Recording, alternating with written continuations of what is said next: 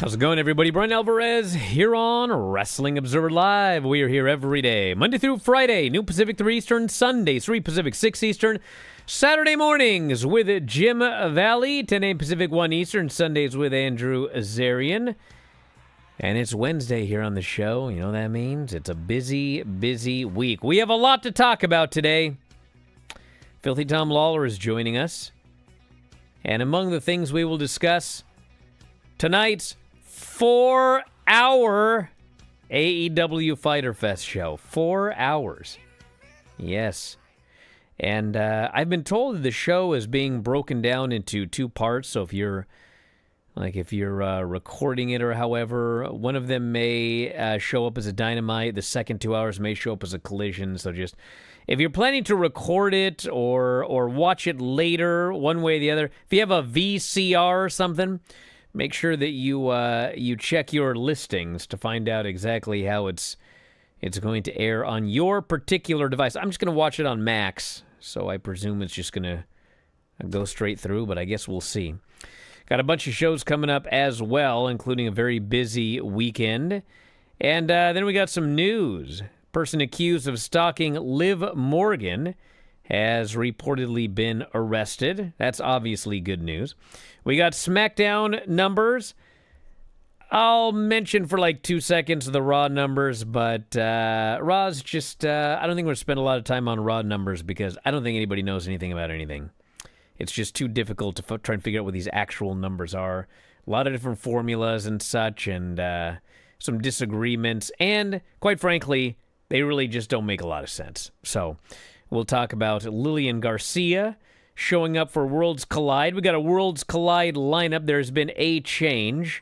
If you're a fan of Impact, there's going to be replays on YouTube coming up this summer, and plenty more. If you want to text us, 425-780-7566, F4WOnline@gmail.com, F4W Online, Threads, Instagram, and Cameo, at Bryan Alvarez, X and Blue Sky.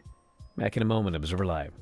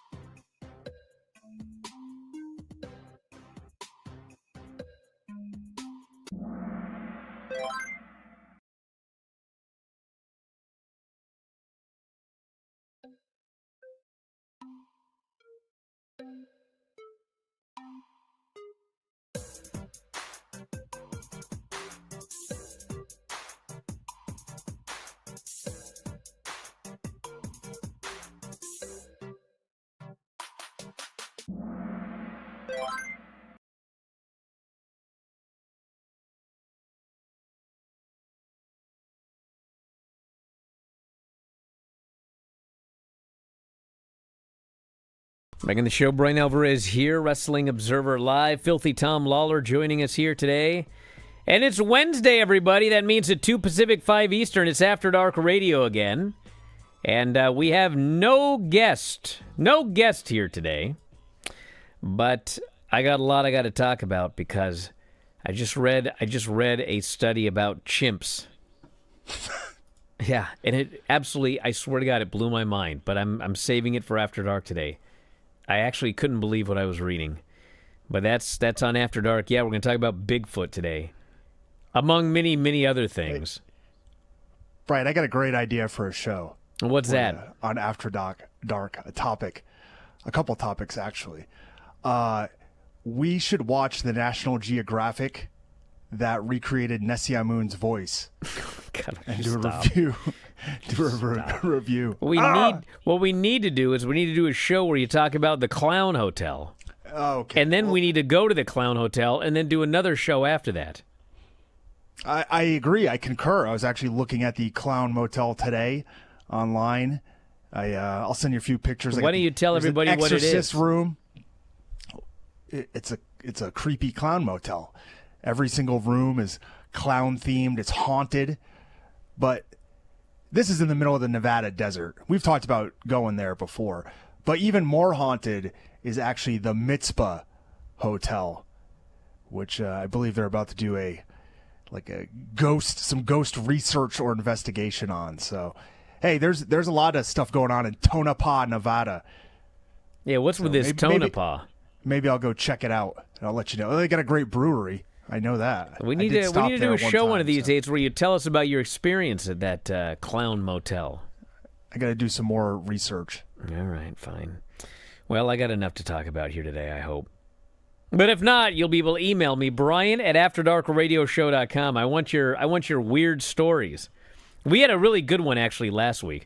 This guy was talking about how there was like this weird place, but to get there you had to go across 3 bridges. But the story was you went across 3 bridges to get there, but when you drove back, you would go over 4 bridges. And nobody could figure out how's it 3 bridges to get there, but when you come back the same way, there's 4 bridges. And he said that him and his buddies used to drive there, and when they came back, there was an extra bridge. That's the kind of stories I like. Why would you make something like that up? That's a good one.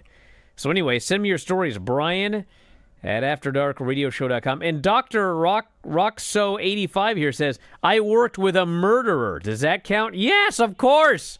Send me that story immediately. I want to read it on the air. That's really it. I just want a bizarre story. It doesn't even be paranormal. Just send me some story that, like, you worked with a murderer? I heard a bizarre story at the open of this show. Did you say there's 4 hours of AEW on Where tonight? have you been, dude? Tonight is AEW Fighter Fest. It is a 4-hour show. Yeah. Tonight on television, 4 hours of AEW. And because I think Tony Khan likes to troll me, I think we've got like this relationship where, I'll say something he doesn't like and then he'll troll me. We still have nothing new announced that we didn't have like days ago. So the lineup thus far is Kenny Omega, Mascara Dorada, Claudio, and Brody King for the AEW International title. Jon Moxley and Mark Briscoe with nothing on the line. FTR versus Atlantis and Templario.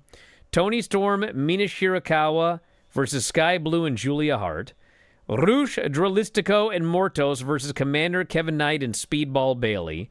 And then Teclas are in-ring debut and the Hurt Syndicate speaks. So that's all we have announced for 4 hours of programming. And I'm sure that they'll announce a bunch of stuff in the next 4 hours or so, right before the show starts, that I'll watch the show and not have any idea it happened. But that's the lineup so far. I mean, it's 6 matches, It's a 4-hour show. And some of them are going to get some time.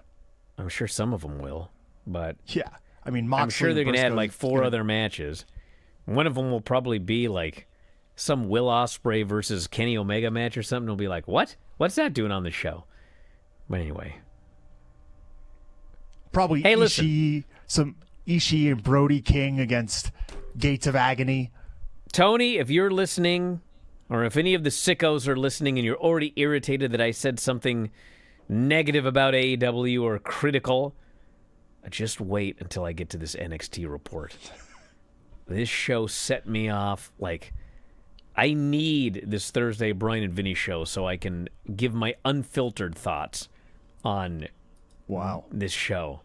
I was hot watching this freaking NXT show, which I actually like most of the time, but man, they made me mad this week. Anyway, a person of stalking Liv Morgan reportedly arrested outside of the Performance Center recently.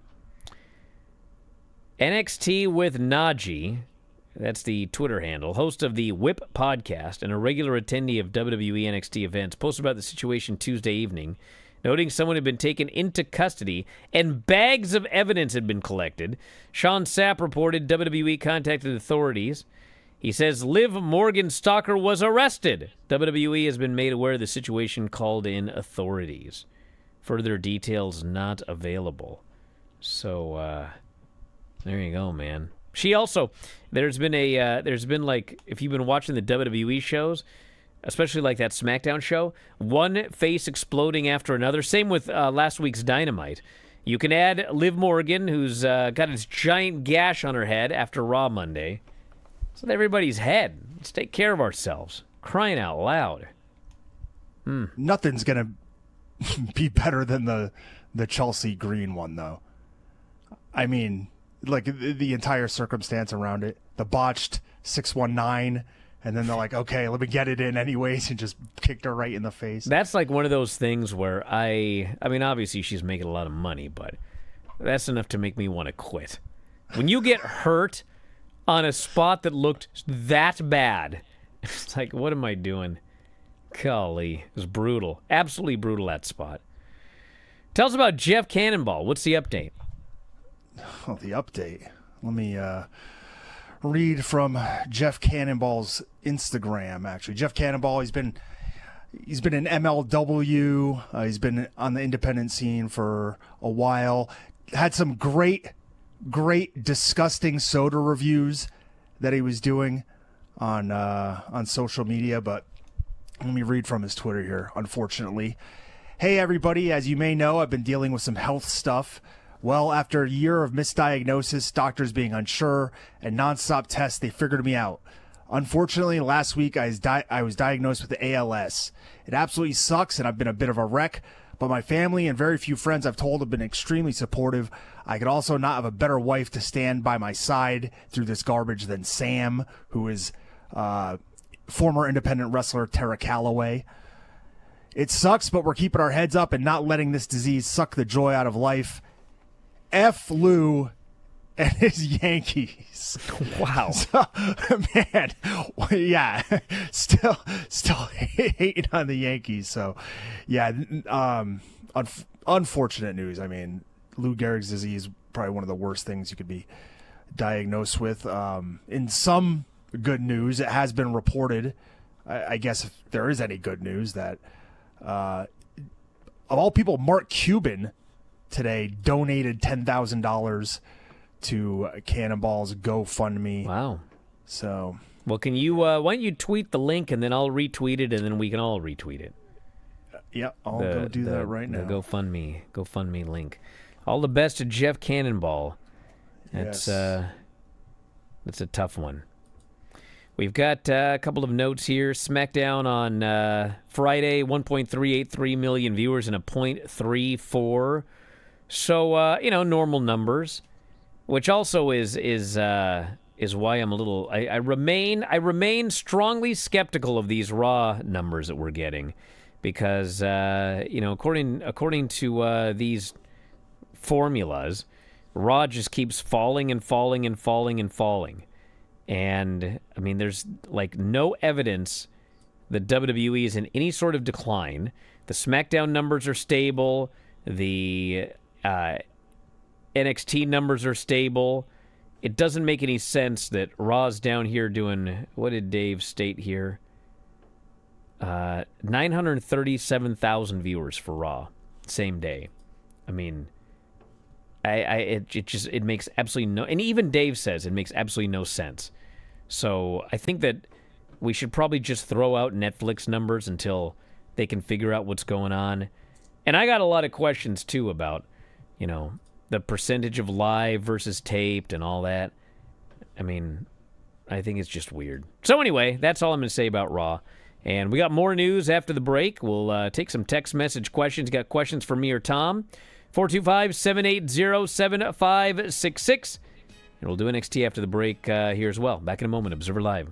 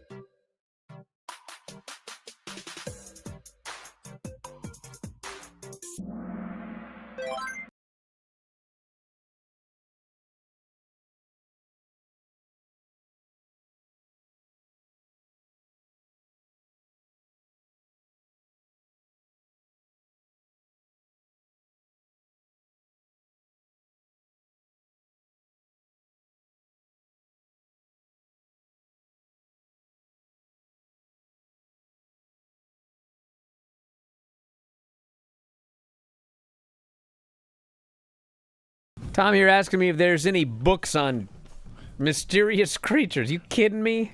God. Only about 350,000 on Amazon. All right. Okay. Well, I'll get to it right after I read Ballyhoo. Cryptozoology A to Z. Lake monsters. Encyclopedia, Tom, of lake monsters, Sasquatch, chupacabras. other authentic mysteries, it says, of nature. But Loren Coleman, he has actually got a cryptozoology museum in Maine, so he knows his stuff. Oh, no way. Yeah. He knows his stuff, brother. Cool. All right. We retweeted the Jeff Cannonball, both Filthy Tom and I. So, yes. What is this? If you can outbid Mark Cuban, please okay, do it. so important note for AEW on Max viewers regarding Fighter Fest. This is from Rich on Blue Sky. He says, if you watch live on Max, the event will be one continuous 4-hour stream.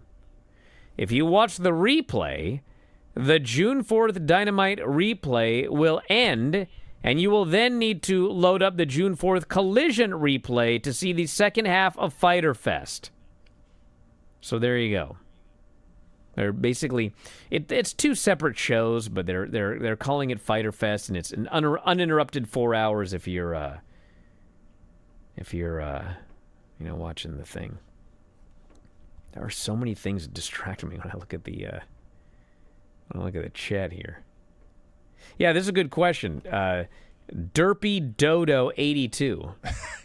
He says, we have no idea what is considered a late view. If I tune in 2 minutes after the show starts, am I considered a live viewer? That's the thing. It's like, when Dave does his breakdown, it's like Netflix claims only 10% of people are watching live, and he doesn't believe that. And it's like, okay, that does seem unusual that only 10% would watch live.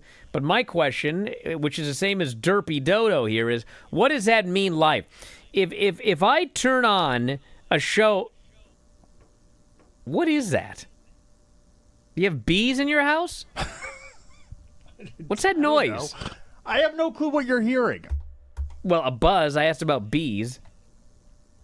No, there's not a random buzz that just started. You may have to reconnect, brother. All right. Yeah, reconnect. There's a weird noise. But anyway, so the point is, if I tune into something that's live, but I tune in a minute late, okay?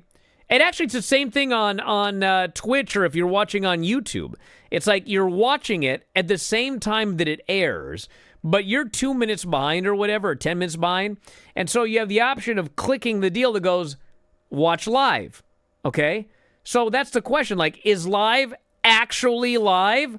Or is live, hey, the show started at, 8 Eastern, but it took me a few minutes to load up my whatever, and so I'm watching at 8:02, and so I'm watching the entire show 2 minutes late. I mean, is that considered watching live? Or is that considered on delay? Yeah, something's messed up with your thing. We'll just deal with it today. That's annoying. You want me to connect another channel? Yeah, try connecting another channel. See if that works. Just trying to make life easy for everybody. So yeah, I got a lot of questions about this whole thing. All right, we're going to talk about NXT in a while. But what I want to do is, maybe I'll wait for Tom. I'll wait for Tom for this one. Impact tomorrow. Moose versus Eric Young. Rosemary versus Zaya Brookside. Heather and M by Elegance versus Harley Hudson and Myra Grace. Nick Ryan and Frankie Kazarian, the Nemeths, against Mike Santana, Matt Hardy and Leon Slater, and the return of Joe Hendry. That is tomorrow. Tom's desperately trying to figure out how to connect this thing. Against All Odds Friday, it will in fact be Trick Williams versus The Drifter for the TNA title. Trick Williams versus The Drifter. Masha Slamovich against Lei Ying Lee. The Nemeths against The Rascals. Steve Macklin versus Mance Warner. Santino versus Robert Stone. Winner becomes the Director of Authority. And Joe Hendry versus Frankie Kazarian. That is the story.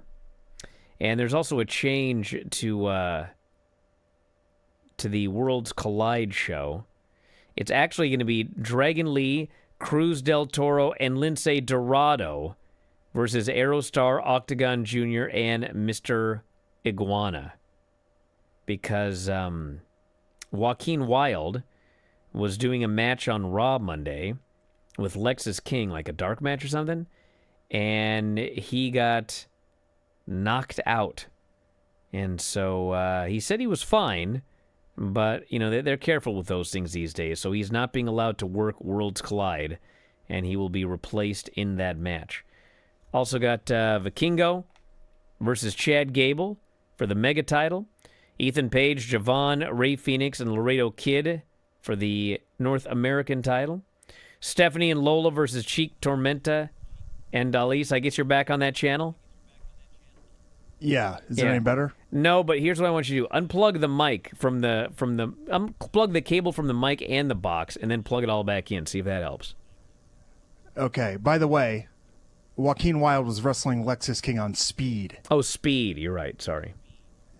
That's what happened. All right. Also, how cool was it to know Mr. Cole, or I'm sorry, Michael Cole, big Mystery Iguana fan.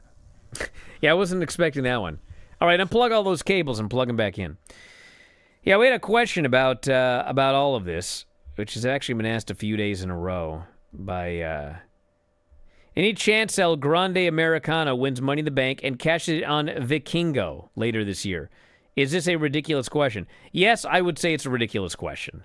I mean, I don't think we're having the briefcase cashed in for a AAA title. I mean, what we're going to be dealing with here is whoever's going to win is going to cash it in for the world title. And Michael says here, turn it off, wait 30 seconds, plug it back in. You know how often that actually works? There's a reason that that is the common... whatever you call it, the common solution to these problems. All right, let's do a couple of mailbag questions here. Can you get a shot at Tom's eyeball dancing around there? What is he doing? Is he dancing? Dear God. All right, let's do some of the text message questions here. Would you stop? He's doing it on purpose. An idiot. How is Tom not swollen by fighting with so many bees? They're avoiding that big eyeball is what's happening. That's bizarre. Let's see.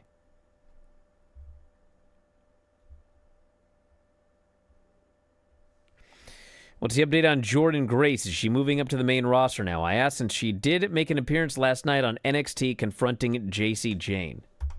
You back? I don't know. Yeah, it's fixed. Look at that. Look at that. I was being ridiculed for the idea of unplug it and plug it back in, and look at that. Solve the problem. Well, I also added something to it. Fail proof. You blow in it. Ah, see? It works. Blew in the hole, unplugged it. Yep. Ready to go. I heard you're not. Anyway. Jordan Grace, I presume, is moving up to the main roster soon. May not be imminently, but, you know, they got to make room for people because Mariah May is in now, as we'll get to as we review NXT. You know, listen, we only got 2 minutes, and I won't have time to really explode here, so I can do it on Thursday on the Bryan and Vinny show. But last night, I get it, okay? I get it. You're trying to counter-program against Dynamite with this Evolve show. You want people to watch Evolve. All right, that's cool. But guess what? We're not watching it now. Most people aren't watching it.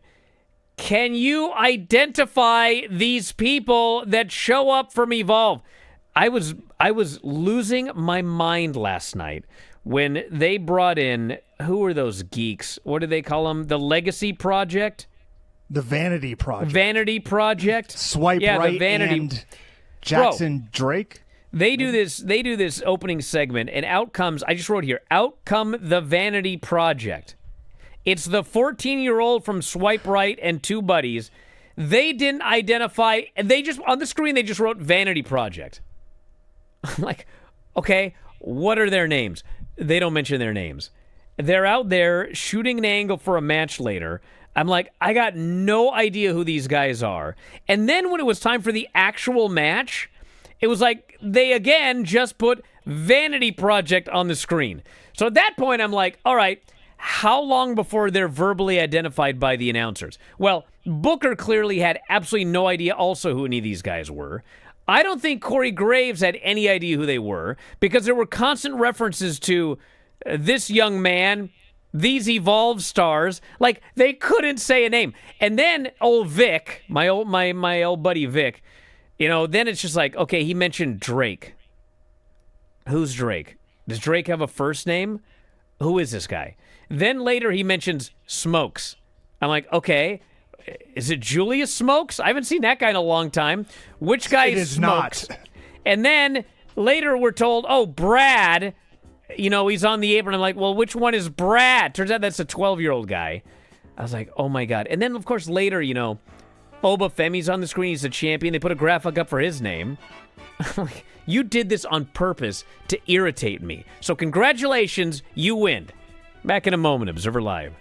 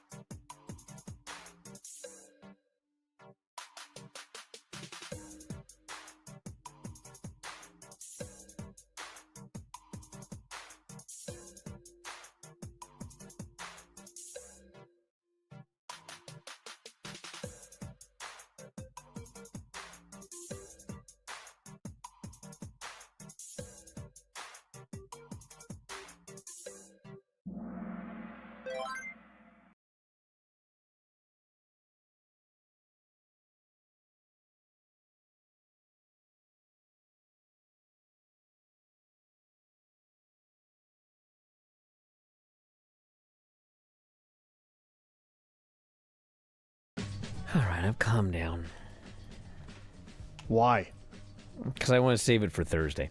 Hey, listen, there were things I liked on this show, but there's always things that irritate me as well, and that's one of my top irritations, is not identifying people and expecting that we're going to know the Evolve crew if we're watching NXT. Come on. You know what irritates me? Is taking highly decorated athletes. Oh, don't even get me giving them started. a different name. Oh my God! Especially when the gimmick is they're an Olympic gold medalist and they bring their Olympic medal to the ring. They're wearing it in all the backstage promos. Stupid.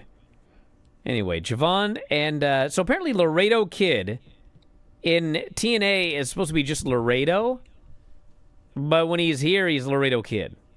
You mean AAA? I was told in TNA, because he was done TNA stuff too.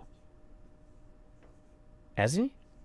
That's what I was told. Yeah, but... Okay. Well, apparently there he's just Laredo. Is he a TNA guy who's also wrestling for AAA and they're... whatever. Anyway, Ethan Page comes out. And this is where they set up that deal with Sean Legacy and The Vanity Project. So, yeah. Chase U faced Dark State. And the story here was that Andre Chase didn't want this match, and his two idiot friends convinced him to do it. And he never tagged in once. We never saw him in the ring a single time. They just destroyed these other two geeks and won. And it was kind of just there. Nobody stood out. It was just a match. And then old Ava tells Legacy, Laredo, and whoever else to find a third person to face Vanity Project. Isn't that your job, Ava? No. Just tells them to find another person. We had Trick cutting a promo about the main event. We had a segment with all of the women backstage, none of whom were identified. Tyra's there talking about her gold medal. Ariana steps up. And they signed a match with these two for later. I'll get to that. Maybe I didn't like this show. Although I did like Charlie Dempsey and Miles Bourne in a rounds match. Although I do have the constant irritation that the entire second round of this rounds match was during a commercial break. And I don't want to hear about it. I know someone's going to defend it, but, so I got to say to that. UFC has been on national television for 20 years. And not one time in about 75,000 televised MMA shows have they ever had to do an entire round during a commercial break. You can work around commercials. They don't. So Dempsey got pinned in the first. Then he had an illegal knee after the bell and got a pin in the second. And then in the fourth round, Miles hit his Randy Orton drop kick and got the win. And the place went wild. And in storyline, Miles is now free of Charlie Dempsey's group, but Charlie refused to shake his hand. So there's more to come here in this storyline. I thought this was a good match, aside from not seeing an entire round. I thought it was cool that they all came out together, too, when they were introduced. It wasn't like they got separate entrances. It was no quarter catch crew, and they all had to walk out there as one. I thought it added to it. Then we had the culling backstage, and all of a sudden, Izzy just laid out the Virgin with a chair shot. And Spears says, wait, we got a match tonight. And she says, no, I got it changed. It's next week, and it's just the two of you. This guy, this Virgin, he never committed to the culling, and if you're not committed, you're out. Sean Spears says, you're damn right. And so they left the Virgin for dead. And let me tell you, this particular week, I don't think that bodes well for that guy. Let me tell you. Then we had... He's going to get his release one way or another. Real Olympian with fake name Tyra May Steele versus Ariana Grace. I mean, it was okay, I guess. But, this is the debut on NXT of Tyra May Steele. And God bless her, but could you give her a worse opponent? I mean... Ariana is basically like a comedy character, not a very good worker, not a menacing figure at all, and she got heat on an Olympic gold medalist. Kinda. She got, this was not a squash, dude. It was not a squash. Come on. I got the play-by-play right here for you. Do it. Read it. There was, these are all the moves that Tamara Mensah-Stock did. I don't care about that. Do the play-by-play. Low single leg treetop finish. Russian 2-on-1 tie takedown, rolling leg lace, another sweep single leg, a Northern Light suplex. None of this can beat Ariana Grace. Ariana Grace put her in a front headlock once. And then Tamara Mensah-Stock clotheslined her a few times, threw her a couple more times. No, Tyra May Steele. What? Yeah. Why don't everyone Google Tyra May Steele gold medal, see what comes up, and then you'll be like, oh, it's fake. Okay. I got it. Well, you know what? I thought she looked great. Just give her all the belts. Give her every title. The men's title, all of them. Have her wrestle Tavion Heights be a good for match, the NXT actually. title. Yeah. She might win. I don't know. Depends on the rule set. Greco, obviously, you got to give the advantage to Heights, but you never know. Hey, maybe in freestyle she could pull it off.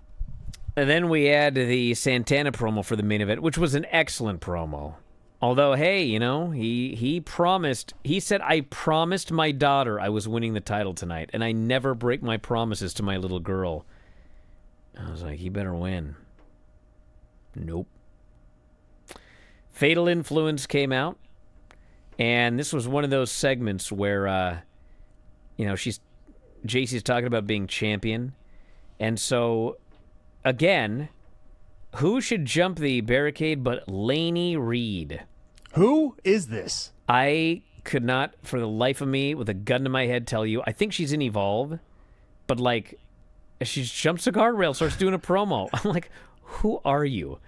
And then out comes Lola And it was Vice. she was doing a heel promo, too. Lola Vice, Jordan, Jada, Kalani, Lash. And by the way, of all of them, Jada Parker got by far the biggest babyface pop, but they still push her as a heel. It's like every week. It's like, let's make Bryan mad this week. Let's have her be a heel, but like we'll put her out in front of the people. And then the lights went out, and there was the unnamed Mariah May, who said the division had just gotten more glamorous. And the fact that she was never named, she's getting a new name, everybody. Maybe they'll give her the name Tamara Mensa-Stock. Yeah. Then we had another dozen Evolve women watching on backstage and all yelling and screaming. And are you guys aware that at this point, and I'm not counting Roxanne, Julia, Stephanie, that all just got called up. At this moment right now, the NXT roster has, and this is not counting Evolve, it's not counting anyone coming down from the main roster, solely NXT talent, they have 24 women in the NXT women's division. I think SmackDown's got like 13. Raw's got like 17. 24 women on the NXT roster. And now that they're bringing in, women from Evolve and LFG. Yeah, women come down from the main roster. I mean, AAA. They have so many women. These are televised women. 24 on their roster. Then we had, I swear to God, Vic Joseph is giving an update on Ricky Saints, and he tells us he has an issue with his larynx. That's what Vic said. We had Javon, Sean Legacy, and Laredo Kid versus Dragon Lee, Ethan Page, and the Vanity Project. Or I'm sorry, Javon, Sean, Laredo, and Dragon Lee against Ethan and the Vanity Project. And it was fun enough because you had like the three vets on one side and the one vet on the other side. But man, you could see that these Evolve guys they got a long way to go. Like when they're doing just like a quick showcase match they practice at the Performance Center with other, it's different. This was, they did not have 2 weeks to go over this. It was like, we're doing this match. Here are the spots. We're going to carry you. Be ready. And they got a long way to go. They had a long way to go. So did Dragon Lee on that suicide dive. No, it was Laredo Kid that almost killed himself. Oh. But if you watch it, yeah, he got caught up in the ropes and everything. But also, the 14-year-old, he was like 3 miles away. Like, even if it had gone off without a hitch, he was, like, so far out of position for that one. So anyway, there was a Destino finish. And, everybody that was, experienced Project looked good. Dragon. Yeah. We had Boba Femi and Jasper Troy had a meeting. They're facing off next week. Soul and Zarya run into Tatum Paxley. And Izzy Dame walks up to try to recruit Tatum. Every single one of these women who we see every single week, they all had a graphic. But not Brad Baylor, those other three Jackson guys. Drake. Yeah, or the lady that came out of the crowd. Who in Smokes. God's name is that lady? Tony D's on the phone. Lucas shows up. And, they're doing their thing. I did not like this show now that I think about it. Tony D he's a good actor doing what he needs to do for his character, but Luca is not. And so the problem is they're acting opposite each other. So Luca looks even worse than he actually is as an actor. And this was just not all that good. Then the main event was Trick Williams and Santana. And this was the best thing on the show. The heat was, actually I'll say for like the whole show, whatever you want to say about the actual building, I mean, this crowd was hot from start to finish for every match, for every story, for everything. And they were going wild for this match. And they loved Santana, even though he's trying to win the TNA title from an NXT guy. And, Vic cannot figure out why he's so over. Corey's trying to explain, we're in Orlando. There's something else that happens and has happened in Orlando. Vic does not get it. Plus, the guy's a baby face and Trick's a heel. But anyway, they had a good match. Santana looked great. And then we had the finish, which is Santana's making his comeback, and Trick goes outside, and the Drifter's in the crowd. And so Trick grabs the Drifter's guitar and he smashes it. So the Drifter's mad and the ref is distracted. This allows, I swear to God, Casey Navarro and the former Top Dollar. Top Dollar is back in NXT, and he ends up chokeslamming Santana into the announce table. They throw him in the ring. Trick hits 2 trick shots and gets the pin. And so, yes, Santana's got a mountain to climb to win the title. And this Friday at the pay-per-view, it is Trick Williams versus the Drifter for the TNA World Heavyweight title. I mean, golly, we grew up in this era where WWF was an island. Never mentioned other promotions. It started to get weird when they brought in the Memphis Tag Team Champions or whatever. But forever, it was you never mention the other companies. You never acknowledge anything else. And now here we are. We've got Top Dollar and Casey Navarro. The freaking Drifter is in NXT. We got Trick going to TNA pay-per-views to defend the TNA World title, which he just defended in the main event of NXT. I mean, it is so bizarre. This Bryan, wrestling world is so bizarre now. Don't forget Pagano in WWE. There was a Pagano video package on Raw. Hey, you know what? Not only do we have a video package with Pagano and Psycho Clown on Raw, but they had a video package for Vikingo that the Young Bucks were in on Raw. This is crazy. This is an exciting week. It's a long week and there's a lot of shows, but this is a very exciting week in wrestling. Back in a moment with more Observer Live.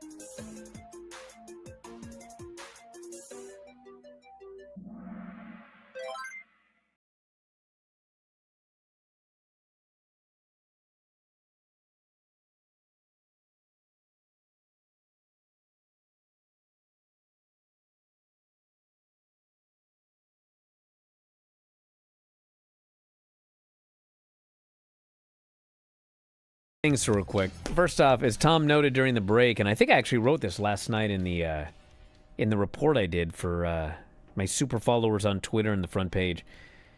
Bro, every year this prediction contest.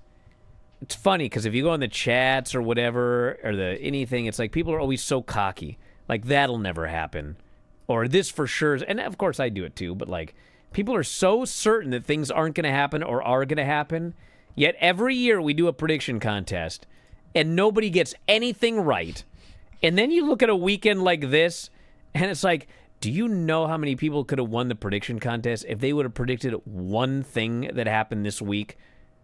Pagano's on Raw. The Young Bucks are on Raw. Trick Williams is going to defend the TNA title on NXT. The Drifter is going to show up with Top Dollar on the same night in the... Like, there's 1,000 of them, but nobody...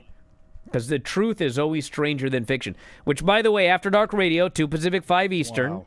And on the chat here, like, every time I say, has anyone got a weird story, send it to me. There's always like a dozen people that will tweet or on the chat, they'll say, well, this really bizarre thing happened. They'll explain, they'll go, I don't think that's weird enough for the show. Yeah, it is. If you had a weird story, send it.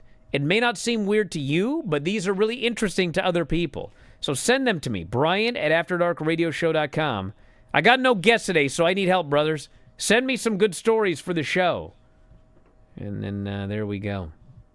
What are you saying? You mumbled something. I don't think I said anything. You gonna go to that Maine Cryptozoology Museum? Yeah, maybe. We'll check You're it out. gonna. We need to go live from the museum. I need to compare you with the Orang Pendak. You're a horrible person. We're out of here, everybody. See you at 2 Pacific, 5 Eastern. After Dark Radio, Sports Byline, YouTube, and Twitch.